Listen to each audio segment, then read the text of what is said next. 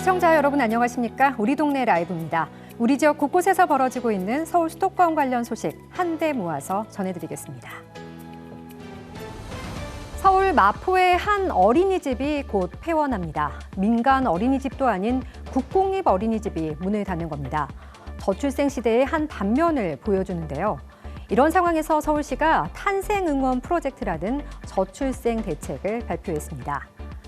올해 둘째 아이를 출산한 가정에는 첫째 아이 돌봄 서비스 본인 부담금을 최대 100% 지원합니다. 한 사람에 100만 원 상당의 바우처를 지급하는 서울형 산후조리 경비, 이 지원을 받으려면 충족해야 했던 6개월 거주 요건도 폐지합니다. 등원, 병원, 동행 돌봄 서비스와 엄마 아빠 택시는 올해부터 전 자치구로 확대하고요.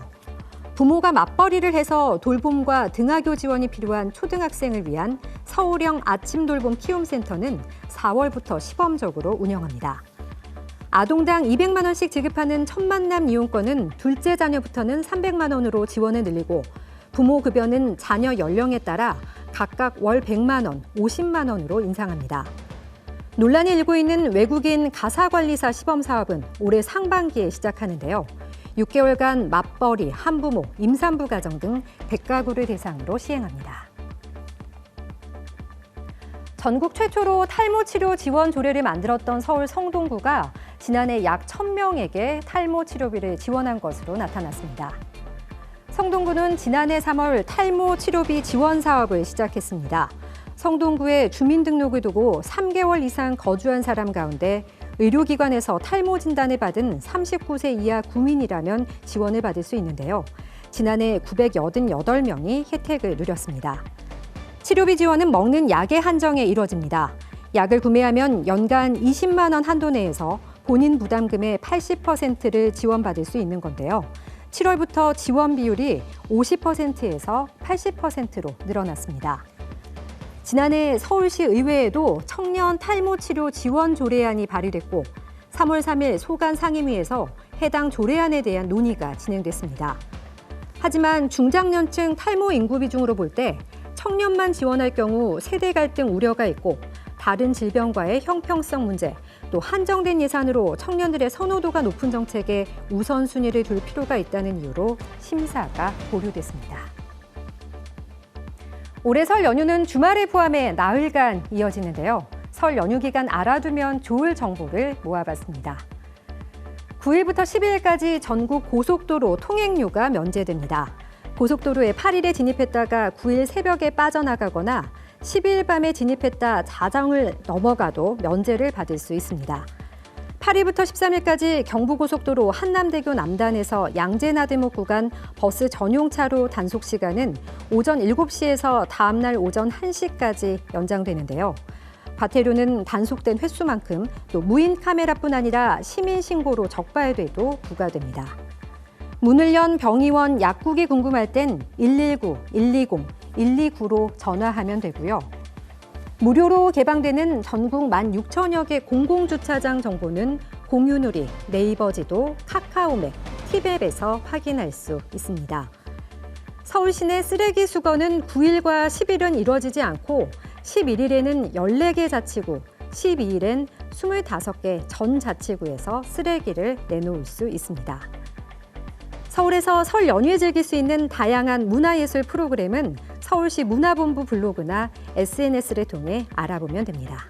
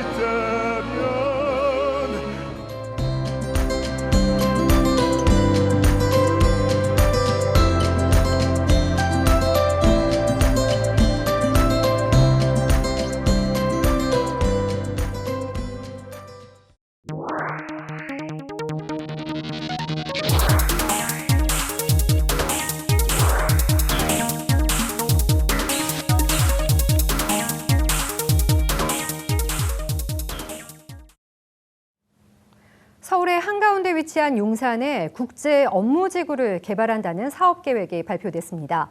100층짜리 랜드마크와 시내를 한눈에 볼 수 있는 보행 전망교, 지하부터 지상 공중에 이르는 50만 제곱미터 규모의 녹지를 만들겠다는 내용입니다.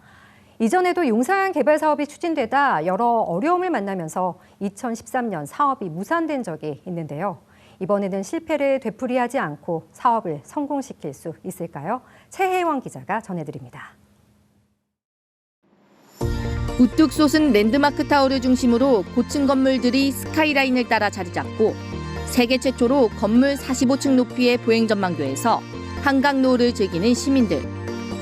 2030년대 초 용산 국제업무지구 개발이 계획대로 추진된다면 펼쳐질 용산역 주변 모습입니다. 서울시는 용산 철도정비창 일대에 100층 높이의 랜드마크를 유치하고 녹지 50만 제곱미터를 만들겠다는 개발 계획을 내놨습니다. 자금 부족과 국제금융위기 등으로 사업이 자초된 지 10년 만에 다시 추진되는 겁니다. 서울을 세계 5위권 도시로 올려놓기 위해 서울시가 추진 중인 도시공간 대개조의 핵심 프로젝트로 코엑스보다 2.5배 큰 규모의 친환경 수직도시 건설이 주요 내용입니다. 일자리와 주거, 여가 생활을 걸어서 한 번에 누릴 수 있는 콤팩트 시티를 만들고 시민들이 즐길 수 있는 녹색 공간까지 제공하겠다는 계획. 이를 위해 45층 건물을 잇는 1.1km 길이의 보행 전망교가 설치되고 지하부터 지상, 공중까지 활용해 사업터 넓이만큼의 녹지도 조성됩니다. 용적률은 최대 1,700%. 고층부에는 전망대와 복합놀이 공간이 만들어집니다. 일반 시민들이 즐기고 누릴 수 있는 공간들이 최대한 확보될 수 있도록 인센티브 시스템을 작동시킬 생각입니다. 기본적으로 부여하는 용적률은 한 1000% 정도 되는데요. 이게 이제 1700%까지 중심 지역에 금융과 ICT 기업이 입주하는 사무실과 마이스, 호텔, 광역 환승센터가 조성되고 주변 지역에 인공지능과 빅데이터 등 신산업 업무시설과 교육시설 등도 들어설 예정입니다. 아시아의 실리콘밸리로 계획 중인 용산 전자상가와도 연계됩니다. 개발 사업은 안정적인 추진을 위해 2단계로 나눠 진행됩니다. 사업 1단계에서 코레일과 SH공사가 도로 등 기반시설과 터를 조성해 민간에 분양하고 2단계 때 도시혁신구역 지정 등을 통해 민간 중심의 고밀 개발이 이루어질 수 있도록 지원한다는 방침입니다. 용산 국제업무지구 개발이 완료되면 14만 6천 명의 고용과 32조 6천억 원의 생산 유발 효과가 있을 것으로 추산됩니다. 국제업무단지가 된다고 그러니까 여기 주민들은 그래도 좀 기대는 좀 갖고 있죠. 전문가들은 계획대로 진행되려면 사업성과 공공성 모두를 확보하는 것이 관건이라고 말합니다. 계획대로 추진이 된다라고 하면은 굉장히 기업 활성화, 또 부동산 시장 활성화, 경제 활성화에 도움이 될 것으로 보입니다. 적절하게 조화가 돼야 되는데 너무 공공성만 추구하다 보면은 사업 추진이 힘들어질 수도 있어요. 서울시는 적절한 균형을 위해 노력하겠다고 밝혔습니다. 코레일과 서울시 협의해서 공공사업임을 감안해서 그런 공공적인 부분들을 충분히 계획에 집어넣었다는 부분들을 말씀드릴 수 있을 것 같습니다. 공공시설을 하다 보면 개발이 좀 줄어들 수가 있습니다. 그래서 지금 이 계획들이 적절한 수준의 개발 이익을 저희가 가져갈 수 있도록. 서울시는 올 상반기 도시개발구역 지정 등을 거쳐 내년 하반기에는 기반시설 착공에 들어가고 빠르면 2030년대 초 입주를 시작할 수 있을 것으로 전망하고 있습니다. TBS 최혜원입니다. 도시의 하늘은 차에서 나오는 오염물질로 뿌였습니다. 맑은 하늘을 위해서는 많은 오염물질을 배출하는 노후차를 잡아야 하는데요. 그래서 서울시는 5등급 차량 운행 제한 등 차량에 중점을 둔 정책을 시행하고 있습니다. 이 정책이 그동안 효과가 좀 있었는지 앞으로 확대한다면 어떨지 살펴봤습니다. 조주영 기자가 취재했습니다. 이맘때면 서울 하늘은 자주 뿌였습니다. 그래서 서울시는 매년 12월부터 3월까지 미세먼지 계절관리제를 합니다. 지난 2019년 1차 미세먼지 계절관리제를 하고 나서 올해 겨울 5차가 시행 중인데 상당한 효과가 있는 것으로 분석됐습니다. 4차 미세먼지 계절관리제 시행 기간 동안 서울에서 PM2.5 배출은 평균 124톤, 질소 산화물은 평균 2,247톤, 휘발성 유기화합물은 평균 217톤 감축된 것으로 추정됩니다. 대기질이 나쁜 원인은 지역별로 다르기 마련인데 서울은 다른 지역에 비해 수송 분야의 영향이 큰 편입니다. 관련 대책도 수송 쪽에 중점을 두고 있습니다. 5차 계절관리제에는 4대 분야 16개 대책을 추진 중에 있습니다. 주요 대책으로는 5등급 차량 운행 제한이 시행 중에 있는데요. 평일 6시부터 오후 9시까지 5등급 차량이 시내에 운행할 경우에는 과태료 10만 원이 부과됩니다. 평소에도 노후차 관리는 하지만 계절관리제 때는 한층 더 강화됩니다. 계절관리제 기간에는 모든 차량에 대해서 거의 매일 점검한다고 보시면 되겠습니다. 이런 노상에서도 점검을 하지만은 서부 트럭 터미널이라든지 동남 물류 차고지 같은 대형 트럭들이 많이 모여 있는 장소에서 집중적으로 점검을 하고 있습니다. 매연 저감 장치를 달았는지, 의도적으로 장치가 손상되어 있지는 않는지 꼼꼼히 검사합니다. 훼손하는 방법이 이 안에 있는 필터를 갖다가 고의적으로 뚫는 거, 저기 연결부를 갖다가 훼손하는 거, 이거 전부 어떻게 보냐면 다 외부로 배출되는 거예요. 저감 장치가 제 기능을 발휘 못하는 거죠. 적발 건수는 미세먼지 계절관리제를 시행한 이후로 매년 큰 폭으로 감소하고 있습니다. 지난 2019년 1차 미세먼지 계절관리제 때는 하루에 13,000여 대씩 적발됐지만 과태료가 부과되기 시작한 2차 때는 하루 1,400여 대 정도로 급감했고 지난해 말에는 하루 평균 57대 정도에 불과합니다. 지금 5차인데 1차 때 대비해서 지금 따져보면 99.6%가 줄어드는 거예요. 단속이 되는 대수가 굉장히 줄었다는 것은 그만큼 오래된 차들이 뭐 조기 폐차를 했거나 아니면은 DPF, 매연 저감 장치 그걸 달았거나 오래된 노후차 우리가 제한하는 그 차들 운행하는 그 수가 많이 줄었다는 것을 알 수가 있는 거죠. 일부에서는 이동권을 제한하는 조치라며 불만의 목소리가 있기도 하지만 노후 차량 자체를 줄이는 건 반드시 필요한 조치입니다. 정부 탄소 중립 전략 자료를 보면 오는 2030년 국내 차량 등록 대수는 지난 2018년보다 400만 대 이상 늘어난 2,700만 대로 예상됩니다. 하지만 수송 분야에서 배출되는 오염물질은 감소할 것으로 전망됩니다. 차량의 노후 정도나 배출 저감 기술과 직접적인 관련이 없는 황산 화물을 제외하고 PM2.5, 질소 산화물, 휘발성 유기화합물 모두 25%에서 41%가량 감소합니다. 자연적으로 이제 그 노후된 차량들은 전망에서도 이제 그 전적으로 퇴출이 되고 신차로 계속 교체 수요가 되고 그 제작차 배출 오염 기준이 계속 강화됐고 그러다 보니까 점점 신차일수록 대기오염 수준이 같은 거리를 이동하더라도 더 낮게 배출이 됩니다. 친환경차 제도 때문에도 도입이 되는 것도 있을 텐데 그러한 이제 변화가 그 등록대수 증가로 인한 증가보다 훨씬 더 감소를 이끌어내는 영향이 큰 것으로 분석이 됐습니다.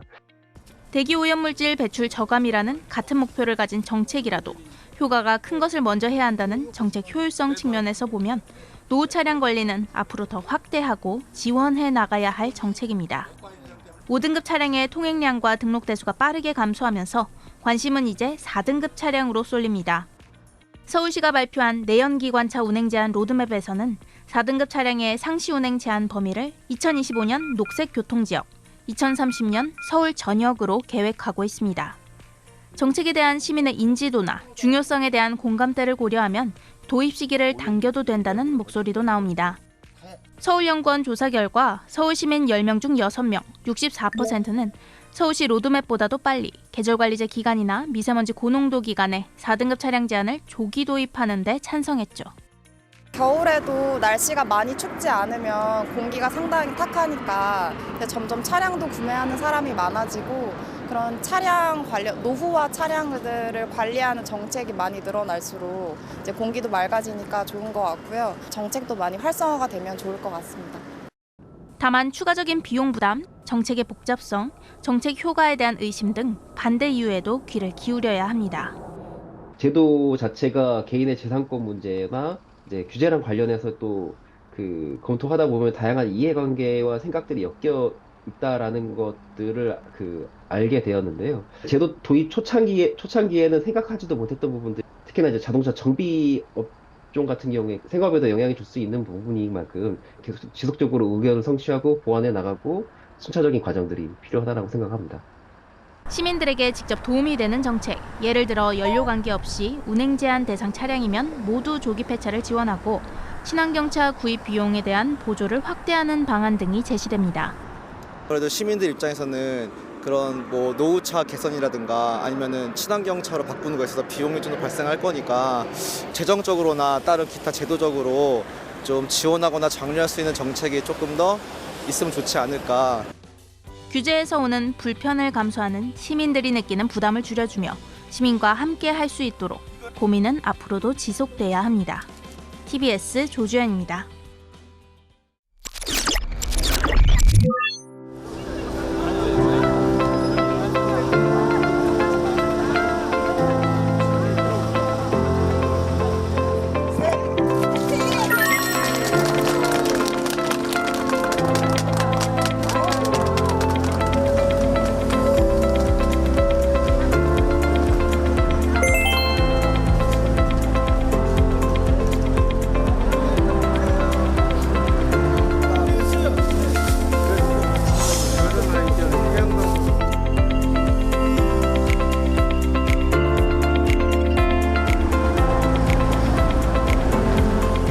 가 많다 보니까 특히 토요일날 일요일날 쓰레기를 이게 바깥으로 배출하는 경우가 많아서 이 지나가는 사람들이 보기도 흉하고 또 청결이라든지 환경에 문제가 될 수 있기 때문에 고민하다가 이번에 처음으로 이게 그 생활 폐기물 자동 접이식을 설치하게 됐습니다.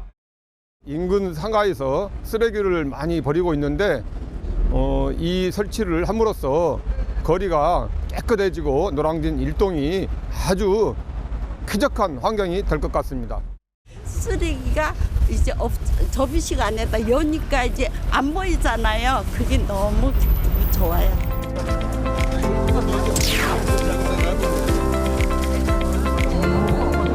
거리도 꽉 차고 어떻게 다 일하시는 분들이.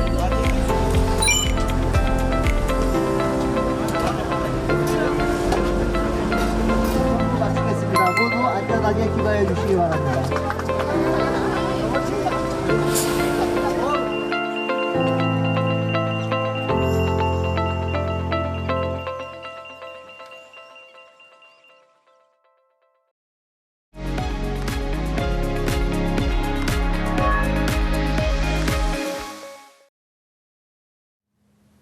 이동량이 많아지는 설 연휴를 앞두고 수도권 외곽을 연결하는 수도권 제2순환고속도로 포천에서 남양주 조안까지의 구간이 개통했습니다. 경기 북부에서 서울 외곽의 정체 구간을 지나지 않고 중부 내륙고속도로나 서울 양양고속도로 등 주요 고속도로에 접근할 수 있게 됐습니다. 김선환 기자입니다. 수도권 제2순환고속도로 경기 포천에서 남양주 조안 구간이 7일 오후 2시 개통했습니다. 착공한 지 약 10년 만에 경기 동북부 지역 미개통 구간이 연결된 것입니다. 차량들의 이동량이 급증하는 설 연휴 시작 전으로 어렵사리 개통 시기를 맞출 정도로 경기 북부 지역 주민 등의 요구가 컸습니다. 국토교통부는 포천에서 조안고속도로를 이용하면 경기 포천시 소읍에서 남양주시 조안읍까지의 이동거리가 약 16km 감소하고 주행시간은 30분가량 단축될 것으로 예상했습니다. 앞서 국토부는 공식 개통 하루 전날인 지난 6일 남양주 수동휴게소에서 지역 주민과 공사 관계자 등 약 200여 명이 참석한 가운데 성대한 개통식을 열었습니다. 행사에는 백원국 국토부 2차관, 함진규 한국도로공사 사장, 오후석 경기도 행정 2부지사, 주광덕 남양주시장, 백영현 포천시장 등이 함께했습니다. 행사에 참석한 지역 주민들은 이번 고속도로 개통으로 물류 비용 절감과 관광 레저 등 지역 발전에 대한 기대감에 환영과 함께 높은 관심을 나타냈습니다. 관광 활성화와 지역 발전 차원에서 연간 약 3천억 원의 경제 효과가 기대된다는 게 국토부의 설명입니다. 이번에 개통된 고속도로는 왕복 4차로에 33.6km 길이로 총 사업비 약 1조 7,400억 원이 투입됐습니다. 두 구간으로 나눠 포천에서 화도 28.7km 구간은 총 1조 4,837억 원의 민간 자본이, 그리고 2014년 5월 재정 사업으로 시작된 화도에서 조안 구간 4.9km는 2,566억 원이 각각 투입됐습니다. 개통도로와 연결된 조안에서 양평 12.7km 구간은 지난해 5월 개통됐습니다. 오늘 포천 남양주 구간 개통으로 이제는 수도권 제2순환고속도로의 경기 북부 구간 약 100km 중에서 그 절반인 양주, 포천, 남양주, 양평에 이르는 52km가 연결되었습니다. 나머지 구간인 파주, 양주 구간은 올해 말, 김포, 파주 구간은 내년 말 각각 개통하여 경기 북부권의 순환 고속망을 차질 없이 완성하겠습니다. 전체 수도권 제2순환고속도로는 수도권 제1순환고속도로의 바깥쪽 원형으로 순환하는 형태로 경기도 화성시를 기준으로 인천광역시와 경기도를 순환해 화성시로 돌아오도록 설계되어 있습니다.